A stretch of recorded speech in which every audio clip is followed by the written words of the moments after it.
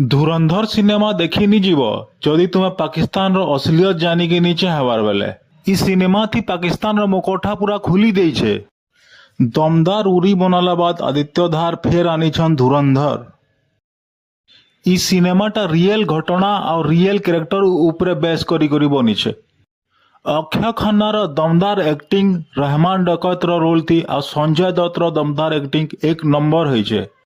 Air India hijack, parliament attack आ Mumbai attack रो पूरा रियल सीन माने देखाइछे। रणवीर सिंह, अर्जुन रामपाल, आर के माधवन की भी एक्टिंग दमदार बनी छे। निज के निज सच्चा हिंदुस्तानी भावस बेले तो घाई सिनेमा जरूर देखी जीवो। पाकिस्तान विरोधी आए कहीकि सिनेमाटा सबु गल्फ कंट्री रे बैन करा है। बाकी सिनेमाटा केनसी जाति की धर्म विरोधी नुहे हेटा मुई आगनु क्लियर बतई दउछे। इंडियन आओ बोले सिनेमा तो तुमको अक्का भल लगवा, मते तो बहुत बढ़िया लगला। मुई आउघा देखी जीवी भावुछे। तमर भितरु किए सिनेमा देखी जे कमेंट करी बत आ किए जीवार प्लान करी भी कमेंट करी बताव। भीड़ तो जोरदार होचे, एखन बहुत दिन तक तो सिनेमा हॉल थी लगवा।